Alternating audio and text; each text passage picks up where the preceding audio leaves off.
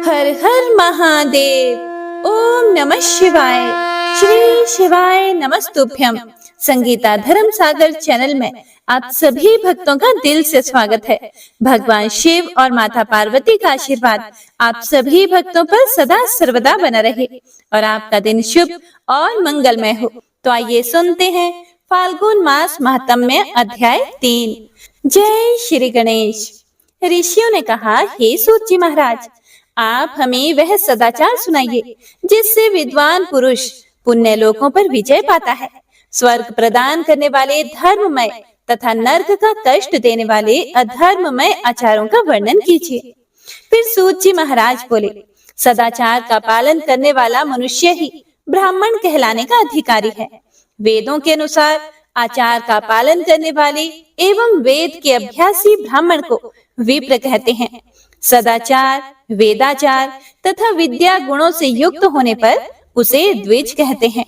वेदों का कम आचार तथा कम अध्ययन करने वाले एवं राजा के पुरोहित अथवा सेवक ब्राह्मण को क्षत्रिय ब्राह्मण कहते हैं। जो ब्राह्मण कृषि या वाणिज्य कर्म करने वाला है तथा ब्राह्मणोचित आचार का भी पालन करता है, वह वैश्य ब्राह्मण है। तथा स्वयं खेत जोतने वाला शूद्र ब्राह्मण कहलाता है। जो दूसरों के दोष देखने वाला तथा परद्रोही है, उसे चांडाल द्विज कहते हैं। क्षत्रियों में जो पृथ्वी का पालन करता है, वह राजा है तथा अन्य मनुष्य राजत्वहीन क्षत्रिय माने जाते हैं। जो धान्य आदि वस्तुओं का क्रय विक्रय करता है, वह वैश्य कहलाता है। दूसरों को वणिक कहते हैं। जो ब्राह्मणों, क्षत्रियों और वैश्यों की सेवा में लगा रहता है, वह शूद्र कहलाता है। जो शूद्र हल जोतता है, उसे वृषल समझना चाहिए। इन सभी वर्णों के मनुष्यों को चाहिए कि वे ब्रह्म मुहूर्त में उठकर पूर्व की ओर मुख करके देवताओं का, धर्म का, अर्थ का, उसकी प्राप्ति के लिए उठाए जाने वाले क्लेशों का तथा आय और व्यय का चिंतन करें। श्री सूत जी महाराज आगे बोले कि हे ऋषियों, सतयुग में तप को तथा कलयुग में दान को धर्म का अच्छा साधन माना गया है। सतयुग में ध्यान से, त्रेता में तपस्या से और द्वापर में यज्ञ करने से ज्ञान की सिद्धि होती है, परंतु कलयुग में प्रतिमा की पूजा से ज्ञान लाभ होता है। अधर्म हिंसात्मक और दुख देने वाला है। धर्म से सुख व अभ्युदय की प्राप्ति होती है। दुराचार से दुख तथा सदाचार से सुख मिलता है। इसीलिए भोग और मोक्ष की सिद्धि के लिए धर्म का उपार्जन करना चाहिए। किसी ब्राह्मण को 100 वर्ष के जीवन निर्वाह की सामग्री देने पर ही ब्रह्मलोक की प्राप्ति होती है। 1 सहस्त्र चांद्रायण व्रत का अनुष्ठान ब्रह्मलोक दायक माना जाता है। दान देने वाला पुरुष जिस देवता को सामने रखकर दान करता है, अर्थात जिस देवता को वह दान द्वारा प्रसन्न करना चाहता है, उसी देवता का लोक उसे प्राप्त होता है। धनहीन पुरुष तपस्या करके अक्षय सुख को प्राप्त कर सकते हैं। ब्राह्मण को दान ग्रहण कर तथा यज्ञ करके धन का अर्जन करना चाहिए। क्षत्रिय बाहुबल से तथा वैश्य कृषि एवं गौ रक्षा से धन का उपार्जन करें। इस प्रकार न्याय से उपार्जित धन को दान करने से दाता को ज्ञान की सिद्धि प्राप्त होती है एवं ज्ञान से ही मोक्ष की प्राप्ति सुलभ होती है। गृहस्थ मनुष्यों को धन, धान्य आदि सभी वस्तुओं का दान करना चाहिए। विद्वान को चाहिए कि वह दूसरों के दोषों का बखान न करे। ब्राह्मण भी दोषवश दूसरों के सुने या देखे हुए छिद्र को कभी प्रकट न करे। विद्वान पुरुष ऐसी बात न कहे जो समस्त प्राणियों के हृदय में रोष पैदा करने वाली हो। दोनों संध्याओं के समय अग्नि को विधि पूर्वक दी हुई आहुति से संतुष्ट करें। यदि दोनों समय अग्निहोत्र करने में असमर्थ हो, तो संध्या के समय जाप और सूर्य की वंदना कर लें। आत्मज्ञान की इच्छा रखने वाले तथा धनी पुरुषों को इसी प्रकार उपासना करनी चाहिए। जो मनुष्य सदा ब्रह्म यज्ञ करते हैं, देवताओं की पूजा, अग्नि पूजा और गुरु पूजा प्रतिदिन करते हैं तथा ब्राह्मणों को भोजन तथा दक्षिणा देते हैं, वे स्वर्ग लोक के भागी होते हैं। फिर ऋषियों ने कहा, हे प्रभु, अग्नि यज्ञ, देव यज्ञ और ब्रह्म यज्ञ का वर्णन करके हमें कृतार्थ करें। सूत जी महाराज बोले, हे महर्षियों, गृहस्थ पुरुषों के लिए प्रातः और सायंकाल अग्नि में 2 चावल और द्रव्य की आहुति ही अग्नि यज्ञ है। ब्रह्मचारियों के लिए समिधा का देना ही अग्नि यज्ञ है, अर्थात अग्नि में सामग्री की आहुति देना उनके लिए अग्नि यज्ञ है। द्विजों का जब तक विवाह ना हो जाए उनके लिए अग्नि में समिधा की आहुति, व्रत तथा जाप करना ही अग्नि यज्ञ है। हे द्विजों, जिसने अग्नि को विसर्जित कर उसे अपनी आत्मा में स्थापित कर लिया है, ऐसे वानप्रस्थियों और सन्यासियों के लिए यही अग्नि यज्ञ है कि वे समय पर हितकर और पवित्र अन्न का भोजन कर लें। ब्राह्मणों, सायंकाल अग्नि के लिए दी आहुति से संपत्ति की प्राप्ति होती है तथा प्रातः काल सूर्य देव को दी आहुति से आयु की वृद्धि होती है। अतः प्रातः काल सूर्य को दी आहुति अग्नि यज्ञ के समान ही होती है। इंद्र आदि समस्त देवताओं को प्राप्त करने के उद्देश्य से जो आहुति अग्नि में दी जाती है वह देव यज्ञ कहलाती है। लौकिक अग्नि में प्रतिष्ठित जो संस्कार निमित्तिक हवन कर्म है वह देव यज्ञ है। देवताओं को प्रसन्न करने के नियम से विधि पूर्वक किया गया यज्ञ ही देव यज्ञ है। वेदों के नित्य अध्ययन और स्वाध्याय को ब्रह्म यज्ञ कहते हैं। मनुष्य को देवताओं की तृप्ति के लिए प्रतिदिन ब्रह्म यज्ञ करना चाहिए। प्रातः काल और सायंकाल को ही इसे किया जा सकता है। हे ऋषियों, अब दान का वर्णन सुनो। गौ, भूमि, तिल, स्वर्ण, घी, वस्त्र, धान्य, गुड़, चांदी, नमक, कोहड़ा और कन्या नामक 12 वस्तुओं का दान करना चाहिए। गौदान से सभी पापों का निवारण होता है और पुण्य कर्मों की पुष्टि होती है। भूमि का दान परलोक में आश्रय देने वाला होता है। तिल का दान बल देने वाला तथा मृत्यु का निवारक होता है। सुवर्ण का दान वीर्यदायक और घी का दान पुष्टिकारक होता है। वस्त्र का दान आयु की वृद्धि करता है। धान्य का दान करने से अन्न और धन की समृद्धि होती है। गुड़ का दान मधुर भोजन की प्राप्ति कराता है। चांदी के दान से वीर्य की वृद्धि होती है। लवण के दान से षड्रस भोजन की प्राप्ति होती है। कोहड़ा या कुष्मांड के दान को पुष्टिदायक माना जाता है। कन्या का दान आजीवन भोग देने वाला होता है। जिन वस्तुओं से श्रवण आदि इंद्रियों की तृप्ति होती है उनका सदा दान करें। वेद और शास्त्र को गुरुमुख से ग्रहण करके कर्मों का फल अवश्य मिलता है। इसे ही उच्च कोटि की आस्तिकता कहते हैं। भाई, बंधु अथवा राजा के भय से जो आस्तिकता होती है वह निम्न श्रेणी की होती है। जिस मनुष्य के पास धन का अभाव है वह वाणी और कर्म द्वारा ही पूजन करे। तीर्थ यात्रा और व्रत को शारीरिक पूजन माना जाता है। तपस्या और दान मनुष्य को सदा करने चाहिए। देवताओं की तृप्ति के लिए जो कुछ दान किया जाता है वह सब प्रकार के भोग प्रदान करने वाला है। इससे इस लोक और परलोक में उत्तम जन्म और सदा सुलभ होने वाला भोग प्राप्त होता है। ईश्वर को सब कुछ समर्पित करने एवं बुद्धि से यज्ञ व दान करने से मोक्ष की प्राप्ति होती है। आगे ऋषियों ने कहा, हे साधु शिरोमणि सूत जी, हमें देव प्रतिमा के पूजन की विधि भी बतलाइए जिससे अभीष्ट फल की प्राप्ति होती है। फिर सूत जी महाराज बोले, हे महर्षियों, मिट्टी से बनाई हुई प्रतिमा का पूजन करने से पुरुष स्त्री सभी के मनोरथ सफल हो जाते हैं। इसके लिए नदी, तालाब, कुआं या जल के भीतर की मिट्टी लाकर सुगंधित द्रव्य से उसको शुद्ध करें। उसके बाद दूध डालकर अपने हाथ से सुंदर मूर्ति बनाएं।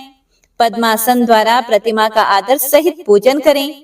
गणेश, सूर्य, विष्णु, शिव, पार्वती की मूर्ति और शिवलिंग का सदैव पूजन करें। संपूर्ण मनोरथों की सिद्धि के लिए 16 उपचारों द्वारा पूजन करें। किसी मनुष्य द्वारा स्थापित शिवलिंग पर 1 सेर नैवेद्य से पूजन करें। देवताओं द्वारा स्थापित शिवलिंग को 3 सेर नैवेद्य अर्पित करें तथा स्वयं प्रकट हुए शिवलिंग का पूजन 5 सेर नैवेद्य से करें। इससे अभीष्ट फल की प्राप्ति होती है। इस प्रकार सहस्त्र बार पूजन करने से सत्यलोक की प्राप्ति होती है। 12 अंगुल चौड़ा और 25 अंगुल लंबा यह लिंग का प्रमाण है और 15 अंगुल ऊंचा लोहे या लकड़ी के बनाए हुए पत्र का नाम शिव है। इसके अभिषेक से आत्म शुद्धि, गंध चढ़ाने से पुण्य, नैवेद्य चढ़ाने से आयु तथा धूप देने से धन की प्राप्ति होती है। दीप से ज्ञान और तांबुल से भोग मिलता है। इसीलिए स्नान आदि 6 पूजन के अंगों को अर्पित करें। नमस्कार और जाप संपूर्ण अभीष्ट फलों को देने वाला है। भोग और मोक्ष की इच्छा रखने वाले लोगों को पूजा के अंत में सदा जाप और नमस्कार करना चाहिए।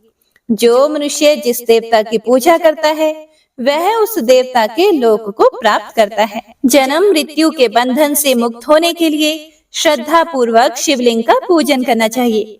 गाय के दूध, दही और घी को शहद और शक्कर के साथ मिलाकर पंचामृत तैयार करें तथा इन्हें अलग अलग भी रखें। पंचामृत से शिवलिंग का अभिषेक व स्नान करें। दूध व अन्न मिलाकर नैवेद्य तैयार कर प्रणव मंत्र का जाप करते हुए उसे भगवान शिव को अर्पित कर दें। प्रणव को ध्वनि लिंग, स्वयंभू लिंग और नाद स्वरूप होने के कारण नाद लिंग तथा बिंदु स्वरूप होने के कारण बिंदु लिंग के रूप में प्रसिद्धि प्राप्त है। अचल रूप से प्रतिष्ठित शिवलिंग को मकार स्वरूप माना जाता है, इसीलिए वह मकार लिंग कहलाता है। सवारी निकालने में उकार लिंग का उपयोग होता है। पूजा की दीक्षा देने वाले गुरु आचार्य विग्रह आकार का प्रतीक होने से आकार लिंग के 6 भेद हैं। इनकी नित्य पूजा करने से साधक जीवन मुक्त हो जाता है। ऋषि बोले, हे महामुनि, आप हमें प्रणव मंत्र का महात्म्य तथा शिव की भक्ति पूजा का विधान सुनाइए। सूत जी ने कहा, हे महर्षियों, आप लोग तपस्या के धनी हैं तथा आपने मनुष्यों की भलाई के लिए बहुत ही सुंदर प्रश्न किया है। मैं आपको इसका उत्तर सरल भाषा में दे रहा हूँ। प्रकृति से उत्पन्न संसार रूपी महासागर का नाम है प्रणव। इससे पार करने के लिए नौका स्वरूप है, इसीलिए ओमकार को प्रणव की संज्ञा दी गई है। प्रपंच नहीं है, वह तुम्हारे लिए, इसीलिए ओम को प्रणव नाम से जाना जाता है। अर्थात प्रणव वह शक्ति है जिसमें जीव के लिए किसी प्रकार का भी प्रपंच अथवा धोखा नहीं है। यह प्रणव मंत्र सभी भक्तों को मोक्ष देता है। मंत्र का जाप तथा इसकी पूजा करने वाले उपासकों को यह नूतन ज्ञान देता है। माया रहित महेश्वर को भी नव अर्थात नूतन कहते हैं। वे परमात्मा के शुद्ध स्वरूप हैं। प्रणव साधक को नया अर्थात शिव स्वरूप देता है, इसीलिए विद्वान इसे प्रणव नाम से जानते हैं, क्योंकि यह नव दिव्य परमात्म ज्ञान प्रकट करता है, इसीलिए यह प्रणव है। प्रणव के 2 भेद हैं, स्थूल और सूक्ष्म। ओम सूक्ष्म प्रणव और नमः शिवाय यह पंचाक्षर मंत्र स्थूल प्रणव है। जीवन मुक्त पुरुष के लिए सूक्ष्म प्रणव के जाप का विधान है, क्योंकि यह सभी साधनों का सार है। देह का विलय होने तक सूक्ष्म प्रणव मंत्र का जाप अर्थभूत परमात्म तत्व का अनुसंधान करता है और शरीर नष्ट होने पर ब्रह्म स्वरूप शिव को प्राप्त करता है। हे ऋषियों, अब मैं तुमसे जप योग का वर्णन करता हूँ। सबसे पहले मनुष्य को अपने मन को शुद्ध करके पंचाक्षर मंत्र नमः शिवाय का जाप करना चाहिए। यह मंत्र संपूर्ण सिद्धियां प्रदान करता है। इस पंचाक्षर मंत्र के आरंभ में ओम का जाप करना चाहिए। गुरु के मुख से पंचाक्षर मंत्र का उपदेश पाकर कृष्ण पक्ष प्रतिपदा से लेकर चतुर्दशी तक साधक रोज एक बार परिमित भोजन करे, मौन रहे, इंद्रियों को वश में रखे, माता पिता की सेवा करे, नियम से 1 सहस्त्र पंचाक्षर मंत्र का जाप करे, तभी उसका जप योग शुद्ध होता है। भगवान शिव का निरंतर चिंतन करते हुए पंचाक्षर मंत्र का 5 लाख जप करें। जप काल में शिव जी के कल्याणमय स्वरूप का ध्यान करें। ऐसा ध्यान करें कि भगवान शिव कमल के आसन पर विराजमान है। उनका मस्तक गंगा जी और चंद्रमा की कला से सुशोभित है। उनकी बाईं ओर भगवती उमा विराजमान है। अनेक शिवगण वहां खड़े होकर उनकी अनुपम छवि को निहार रहे हैं। मन में सदा शिव का बारंबार स्मरण करते हुए सूर्य मंडल से पहले उनकी मानसिक पूजा करें। पूर्व की ओर मुख करके पंचाक्षर मंत्र का जाप करें। उन दिनों साधक शुद्ध कर्म करे तथा अशुद्ध कर्मों से बचा रहे। जाप की समाप्ति के दिन कृष्ण पक्ष की चतुर्दशी को शुद्ध होकर शुद्ध हृदय से 12 सहस्त्र जाप करे। उसके बाद ईशान, तत्पुरुष, अघोर, वामदेव तथा सद्यो जात के प्रतीक स्वरूप 5 शिव भक्त ब्राह्मणों का वर्ण कर शिव का पूजन विधि पूर्वक कर होम प्रारंभ करे। हे ऋषियों, अब कर्म माया और ज्ञान माया का तात्पर्य समझो। माँ का अर्थ है लक्ष्मी, उससे कर्म भोग प्राप्त होता है, इसीलिए यह माया अथवा कर्म माया कहलाती है। इसी से ज्ञान भोग की प्राप्ति होती है, इसीलिए उसे माया या ज्ञान माया भी कहा जाता है। हे ऋषियों, अब मैं शिवलोक के वैभव का वर्णन करता हूँ, ध्यान से सुनो। जो मनुष्य सत्य अहिंसा से भगवान शिव की पूजा में तत्पर रहते हैं, काल चक्र को वे पार कर जाते हैं। काल चक्रेश्वर की सीमा तक महेश्वर लोक है, उससे ऊपर वृषभ के आकार में धर्म की स्थिति है। उसके सत्य, शौच और अहिंसा और दया 4 पाद हैं। वह साक्षात शिवलोक के द्वार पर खड़ा है। क्षमा उसके सींग है, शम कान है, वह वेद ध्वनि रूपी शब्द से विभूषित है। भक्ति उसके नेत्र और श्वास और बुद्धि मन है। क्रिया आदि धर्म रूपी वृषभ है, जिस पर शिव आरूढ़ होते हैं। ब्रह्मा, विष्णु और महेश की आयु को दिन कहते हैं। कारण स्वरूप ब्रह्मा के सत्यलोक पर्यंत 14 लोक स्थित है, जो 5 भौतिक गंध से परे हैं। उनसे ऊपर कारण रूप विष्णु के 14 लोक हैं तथा इससे ऊपर कारण रूपी रुद्र के 28 लोकों की स्थिति है। फिर कार्णेश शिव के 56 लोक विद्यमान हैं। सबसे ऊपर 5 आवरणों से युक्त ज्ञानमय कैलाश है, जहाँ 5 मंडलों, 5 ब्रह्मकालों और आदि शक्ति से संयुक्त आदि लिंग है, जिसे शिवालय कहा जाता है। वहीं पराशक्ति से युक्त परमेश्वर शिव निवास करते हैं। वे सृष्टि, पालन, संहार, तिरोभाव और अनुग्रह आदि कार्यों में कुशल हैं। नित्य कर्मों द्वारा देवताओं का पूजन करने से शिव तत्व का साक्षात्कार होता है।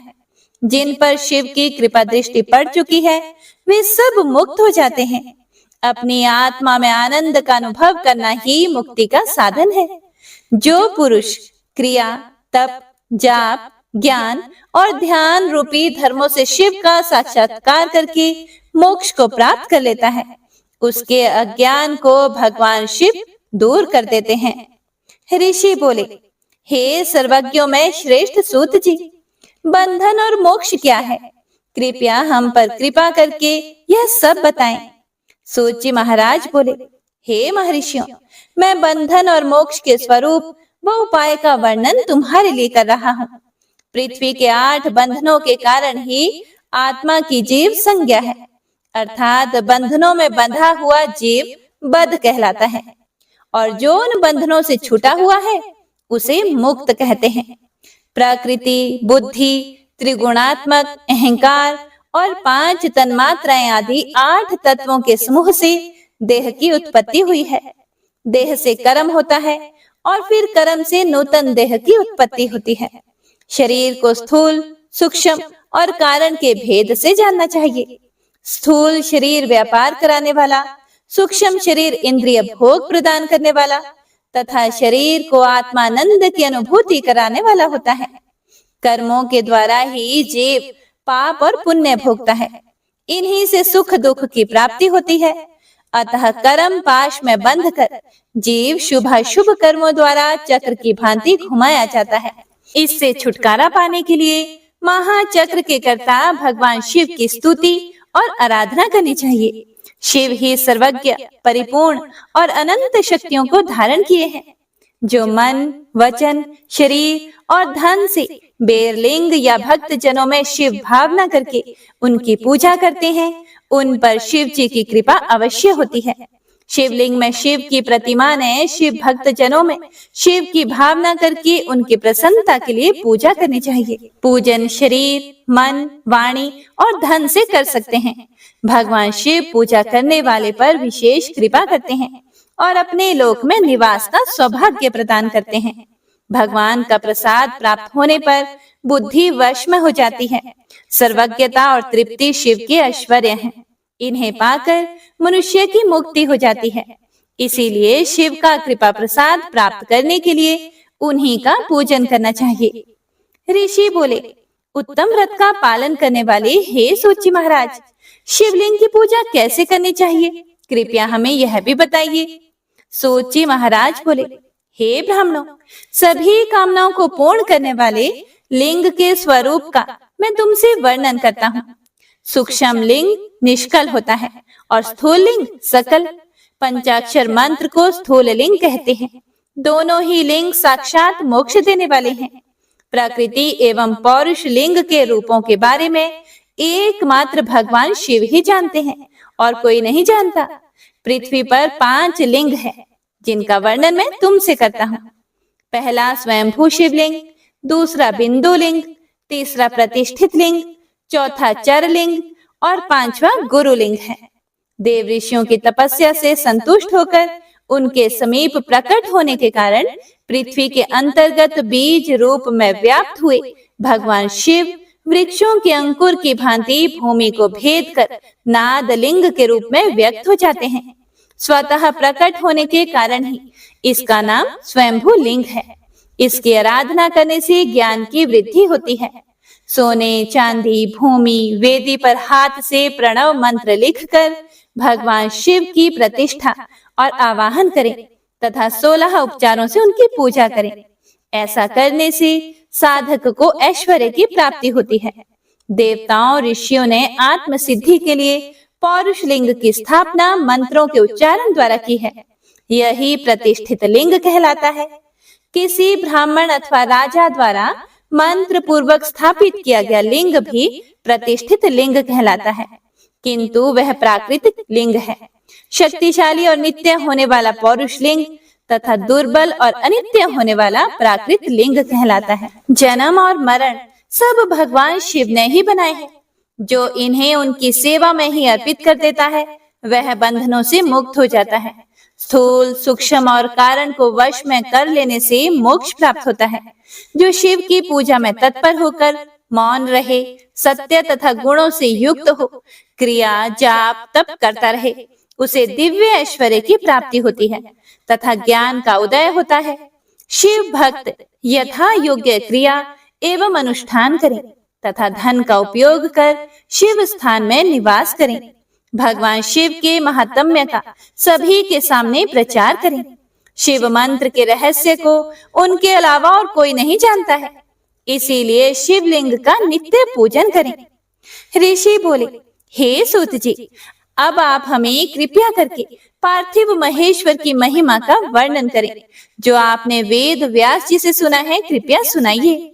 सूत जी बोले, हे ऋषियों, मैं भोग और मोक्ष देने वाली पार्थिव पूजा पद्धति का वर्णन कर रहा हूँ। पार्थिव लिंग सभी लिंगों में सर्वश्रेष्ठ है। इसके पूजन से मनोवांछित फलों की प्राप्ति होती है। अनेक देवता, दैत्य, मनुष्य, गंधर्व, सर्प एवं राक्षस शिवलिंग की उपासना से अनेक सिद्धियां प्राप्त कर चुके हैं। जिस प्रकार सतयुग में रत्न का, त्रेता में स्वर्ग का और द्वापर में पारे का महत्व है, उसी प्रकार कलयुग में पार्थिव लिंग अति महत्वपूर्ण है। शिव मूर्ति का पूजन तप से भी अधिक फल प्रदान करता है। जिस प्रकार गंगा नदी सभी नदियों में श्रेष्ठ एवं पवित्र मानी जाती है, उसी प्रकार पार्थिव लिंग सभी लिंगों में सर्वश्रेष्ठ है।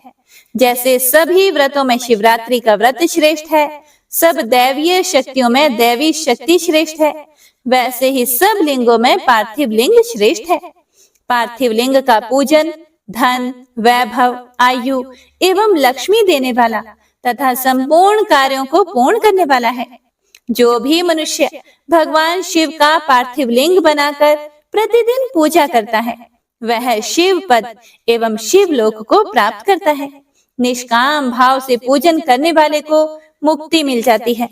जो ब्राह्मण कुल में जन्म लेकर भी पूजन नहीं करता, वह घोर नरक को प्राप्त होता है। पार्थिव लिंग की श्रेष्ठता तथा महिमा का वर्णन करते हुए सूची महाराज बोले, हे श्रेष्ठ महर्षियों, वैदिक कर्मों के प्रति श्रद्धा भक्ति रखने वाले मनुष्यों के लिए पार्थिव लिंग पूजा पद्धति ही परम उपयोगी एवं श्रेष्ठ है तथा भोग एवं मोक्ष प्रदान करने वाली है। सर्वप्रथम सूत्रों की विधि से स्नान करें। सांध्योपासना के उपरांत ब्रह्म यज्ञ करें। उसके बाद देवताओं, ऋषियों, मनुष्यों और पितरों का तर्पण करें। सब नित्य कर्मों को करके शिव भगवान का स्मरण करते हुए भस्म तथा रुद्राक्ष को धारण करें। फिर पूर्ण भक्ति भावना से पार्थिव लिंग की पूजा अर्चना करें। ऐसा करने से संपूर्ण मनोवांछित फलों की प्राप्ति होती है। किसी नदी या तालाब के किनारे, पर्वत पर या जंगल में या शिवालय में अथवा अन्य किसी पवित्र स्थान पर पार्थिव पूजन करना चाहिए। पवित्र स्थान की मिट्टी से शिवलिंग का निर्माण करना चाहिए। ब्राह्मण श्वेत मिट्टी से, क्षत्रिय लाल मिट्टी से, वैश्य पीली मिट्टी से एवं शूद्र काली मिट्टी से शिवलिंग का निर्माण करें। शिवलिंग के लिए मिट्टी को इकट्ठा करके उसे गंगा जल से शुद्ध करके धीरे धीरे उससे लिंग का निर्माण करें तथा इस संसार के सभी भोगों को तथा संसार से मोक्ष प्राप्त करने हेतु पार्थिव लिंग का पूजन भक्ति भावना से करें। सबसे पहले ओम नमः शिवाय मंत्र का उच्चारण करते हुए समस्त पूजन सामग्री को इकट्ठा करके उसे जल से शुद्ध करें। भुर्सी मंत्र द्वारा क्षेत्र की सिद्धि करें। फिर जल का संस्कार करें। स्फटिक शिला का घेरा बनाएं तथा क्षेत्र शुद्धि करें। उसके बाद शिवलिंग की प्रतिष्ठा करें तथा वैदिक रीति से पूजा उपासना करें। भगवान शिव का आवाहन करें तथा आसन पर उन्हें स्थापित करके उनके सामने आसन पर स्वयं बैठ जाएं। शिवलिंग को दूध, दही और घी से स्नान कराएं। ऋचाओं से, मधु और शक्कर से स्नान कराएं।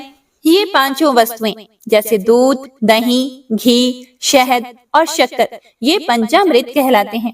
इन्हीं वस्तुओं से लिंग को स्नान कराएं। उसके बाद उत्तरीय धारण कराएं।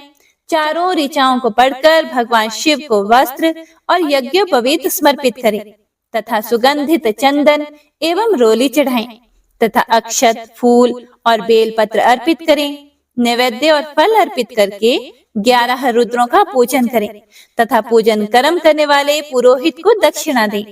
हर, महेश्वर, शंभु, शूलपाणी, पिनाकधारी, शिव, पशुपति, महादेव, गिरिजापति आदि नामों से पार्थिव लिंग का पूजन करें तथा आरती करें। शिवलिंग की परिक्रमा करें तथा भगवान शिव को साष्टांग प्रणाम करें। पंचाक्षर मंत्र तथा 16 उपचारों से विधिवत पूजन करें। इस प्रकार पूजन करते हुए भगवान शिव से इस प्रकार प्रार्थना करें। सबको सुख समृद्धि प्रदान करने वाले हे कृपा निधान, हे भूतनाथ शिव, आप मेरे प्राणों में बसते हैं। आपके गुण ही मेरे प्राण हैं। आप मेरे सब कुछ हैं। मेरा मन सदैव आपका ही चिंतन करता है। हे प्रभु, यदि मैंने कभी भूलवश अथवा जानबूझकर भक्ति पूर्वक आपका पूजन किया हो तो वह सफल हो जाए। मैं महापापी हूँ, पतित हूँ, जबकि आप पतित पावन हैं। हे महादेव सदाशिव, आप वेदों, पुराणों और शास्त्रों के सिद्धांतों के परम ज्ञाता हैं। अब तक कोई भी आपको पूर्ण रूप से नहीं जानता है, फिर भला मुझ जैसा पापी मनुष्य आपको कैसे जान सकता है। हे महेश्वर, मैं पूर्ण रूप से आपके अधीन हूँ। हे प्रभु, कृपया कर मुझ पर प्रसन्न होइए और मेरी रक्षा कीजिए। इस प्रकार प्रार्थना करने के बाद भगवान शिव को फूल व अक्षत चढ़ाकर प्रणाम कर आदर पूर्वक विसर्जन करें। हे मुनियों, इस प्रकार की गई भगवान शिव की पूजा भोग और मोक्ष प्रदान करने वाली एवं भक्ति भाव बढ़ाने वाली है। सूत जी बोले, हे महर्षियों, पार्थिव लिंगों की पूजा करोड़ों यज्ञों का फल देने वाली है। कलयुग में शिवलिंग पूजन मनुष्यों के लिए सर्वश्रेष्ठ है। यह भोग और मोक्ष देने वाला एवं शास्त्रों का निश्चित सिद्धांत है। आगे ऋषि बोले, हे सूत जी महाराज, हमने पहले सुना है कि शिव का नैवेद्य ग्रहण नहीं करना चाहिए।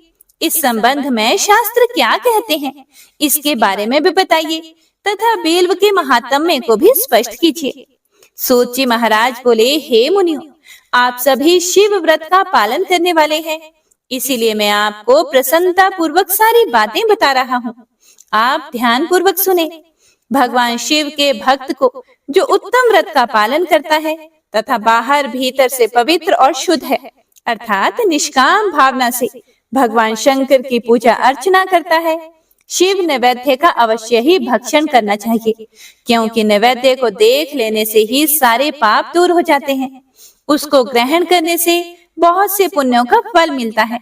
नैवेद्य को खाने से हजारों और अरबों यज्ञों का पुण्य अंदर आ जाता है। जिसके घर में शिव जी के नैवेद्य का प्रचार होता है, उसका घर तो पवित्र है ही, बल्कि वह साथ के अन्य घरों को भी पवित्र कर देता है।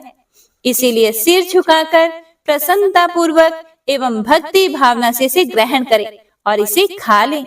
जो मनुष्य इसे ग्रहण करने या लेने में विलंब करता है, वह पाप का भागी होता है।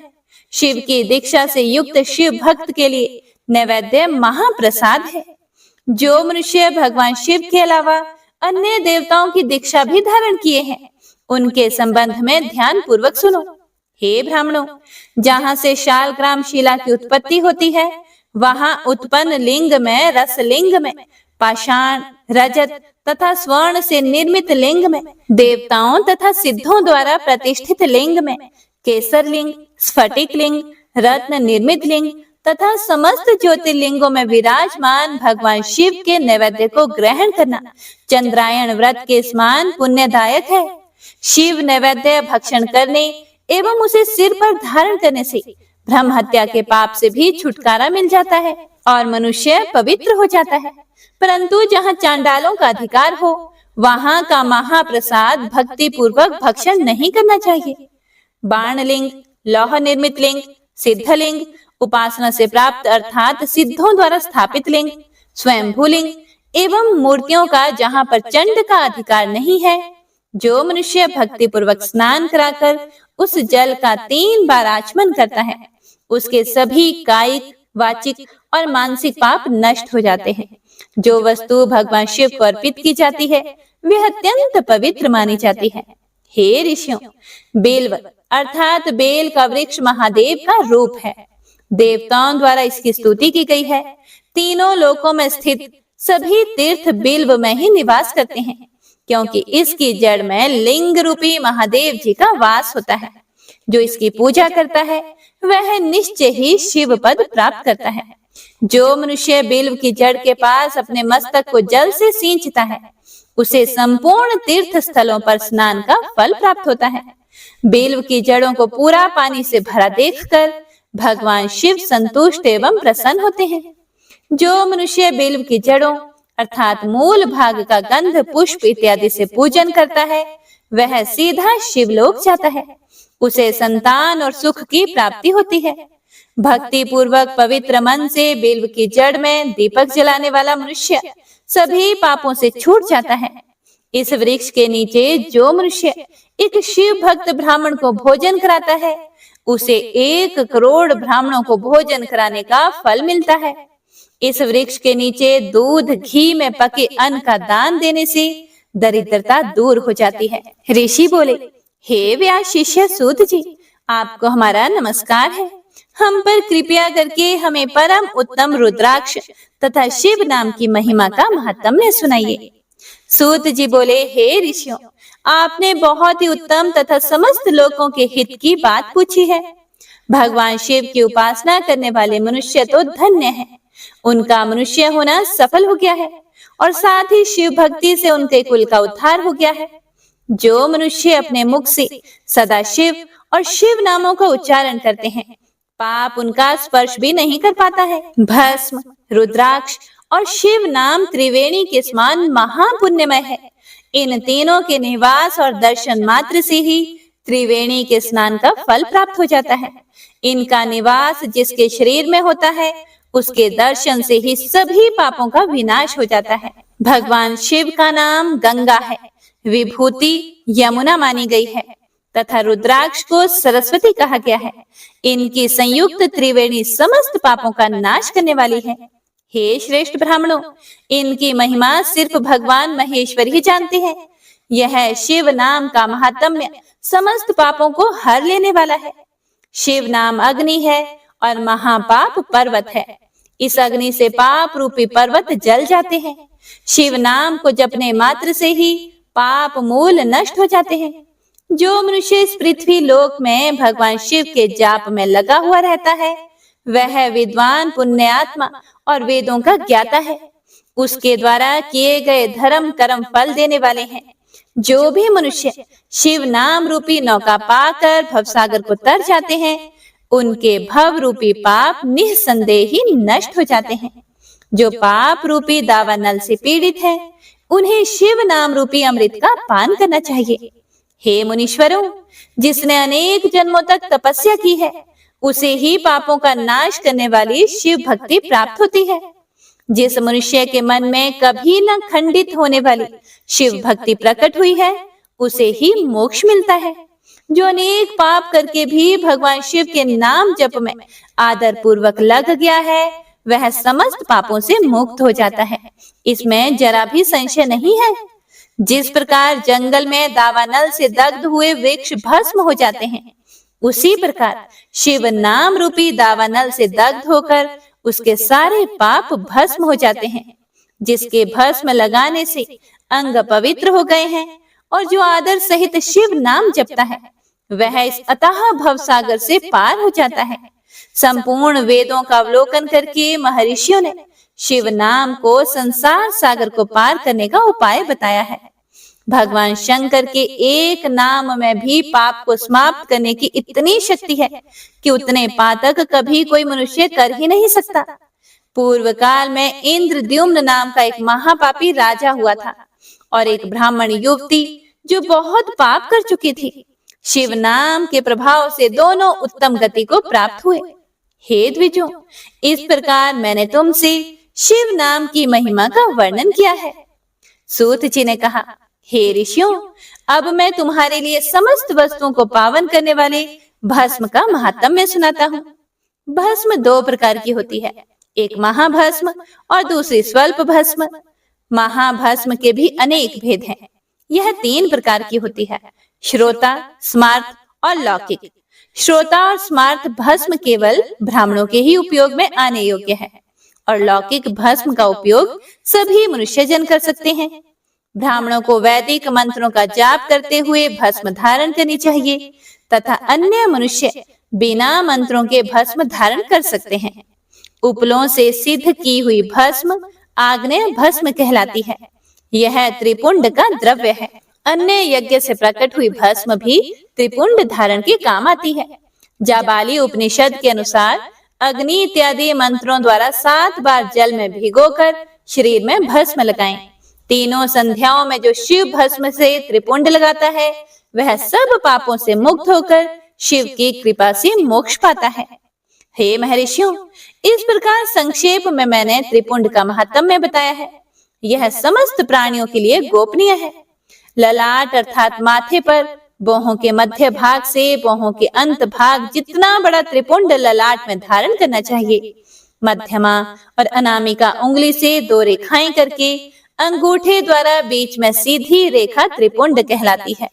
त्रिपुंड अत्यंत उत्तम तथा भोग और मोक्ष देने वाला है। त्रिपुंड की एक एक रेखा में 9 देवता हैं, जो सभी अंगों में स्थित हैं। देश तथा काल को ध्यान में रखकर भस्म को अभिमंत्रित करना चाहिए तथा भस्म को जल में मिलाना चाहिए। त्रिनेत्रधारी, सभी गुणों के आधार तथा सभी देवताओं के जनक और ब्रह्मा एवं रुद्र की उत्पत्ति करने वाले परब्रह्म परमात्मा शिव का ध्यान करते हुए ओम नमः शिवाय मंत्र को बोलते हुए माथे एवं अंगों पर त्रिपुंड धारण करें। श्री सूत जी महाराज कहते हैं, हे महाज्ञानी शिव स्वरूप शौनक जी, अब मैं तुम्हें भगवान शंकर की प्रिय रुद्राक्ष का महात्म्य सुनाता हूँ। ध्यान से सुनो। यह रुद्राक्ष परम पावन है। इसके दर्शन, स्पर्श एवं जप करने से समस्त पाप नष्ट हो जाते हैं। इसकी महिमा तो स्वयं सदा शिव ने संपूर्ण लोकों के कल्याण के लिए देवी पार्वती को सुनाई है। भगवान शिव देवी पार्वती से बोले कि हे देवी, तुम्हारे प्रेम वश भक्तों के हित की कामना से रुद्राक्ष की महिमा का वर्णन कर रहा हूँ। सुनो, पूर्व काल में मैंने मन को संयम में रखकर हजारों दिव्य वर्षों तक घोर तपस्या की। एक दिन अचानक मेरा मन क्षुब्ध हो उठा और मैं सोचने लगा कि मैं संपूर्ण लोकों का उपकार करने वाला स्वतंत्र परमेश्वर हूँ। इसीलिए मैंने लीलावश अपने दोनों नेत्र खोल दिए। नेत्र खोलते ही मेरे नेत्रों से जल की झड़ी लग गई। उसी से गौड़ देश से लेकर मथुरा, अयोध्या, काशी, लंका, मलयाचल पर्वत आदि स्थानों में रुद्राक्षों के पेड़ उत्पन्न हो गए। तभी से इनका महात्म्य बढ़ गया और वेदों में भी इनकी महिमा का वर्णन किया गया है।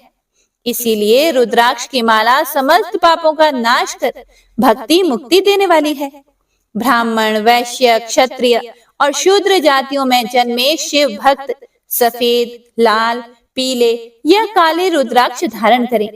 मनुष्यों को जाति अनुसार ही रुद्राक्ष धारण करना चाहिए। आंवले के फल के बराबर रुद्राक्ष को श्रेष्ठ माना जाता है। बेर के फल के बराबर को मध्यम श्रेणी का और चने के आकार के रुद्राक्ष को निम्न श्रेणी का माना जाता है।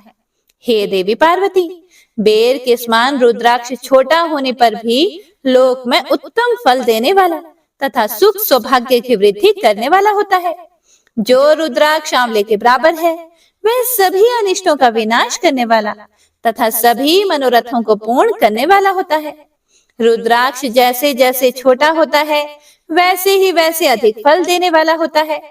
पापों का नाश करने के लिए रुद्राक्ष धारण अवश्य करना चाहिए। यह संपूर्ण अभीष्ट फलों की प्राप्ति सुनिश्चित करता है। लोक में मंगलमय रुद्राक्ष जैसा फल देने वाला कुछ भी नहीं है।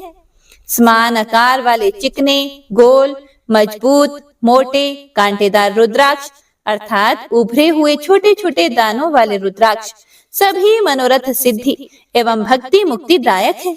किंतु कीड़ों द्वारा खाए गए, टूटे फूटे, कांटों से युक्त तथा जो पूरा गोल ना हो, इन 5 प्रकार के रुद्राक्षों का त्याग करें। जिस रुद्राक्ष में अपने आप डोरा पिरोने के लिए छेद हो वही उत्तम माना गया है। जिसमें मनुष्य द्वारा छेद किया गया हो उसे मध्यम श्रेणी का माना जाता है। इस जगत में 1100 रुद्राक्ष धारण करके मनुष्य जो फल पाता है उसका वर्णन नहीं किया जा सकता। भक्तिमान पुरुष 550 रुद्राक्ष के दानों का मुकुट बना ले और उसे सिर पर धारण करे। 308 दानों का हार बना ले। ऐसे 3 हार बनाकर उनका यज्ञोपवीत धारण करे। हे महर्षियों, सिर पर ईशान मंत्र से, कान में तत्पुरुष मंत्र से रुद्राक्ष धारण करना चाहिए। गले में रुद्राक्ष, मस्तक पर त्रिपुंडधारी रुद्राक्ष पहने ओम नमः शिवाय मंत्र का जाप करने वाला मनुष्य यमपुर को नहीं जाता। रुद्राक्ष माला पर मंत्र जपने का करोड़ गुना फल मिलता है। 3 मुख वाला रुद्राक्ष साधन सिद्ध करता है एवं विद्याओं में निपुण बनाता है। 4 मुख वाला रुद्राक्ष ब्रह्म स्वरूप है। इसके दर्शन एवं पूजन से नर हत्या का पाप छूट जाता है। यह धर्म, अर्थ, काम, मोक्ष आदि चारों पुरुषार्थों का फल देता है। 5 मुख वाले रुद्राक्ष को कालाग्नि अर्थात पंचमुखी कहा जाता है। यह सर्व कामनाएं पूर्ण करके मोक्ष प्रदान करता है। अभोग्य स्त्रियों को भोगने के पाप तथा भक्षण के पापों से मुक्त हो जाता है। 6 मुखी रुद्राक्ष कार्तिकेय का स्वरूप है। इसको सीधी बाह में बांधने से ब्रह्म हत्या के दोष से मुक्ति मिलती है।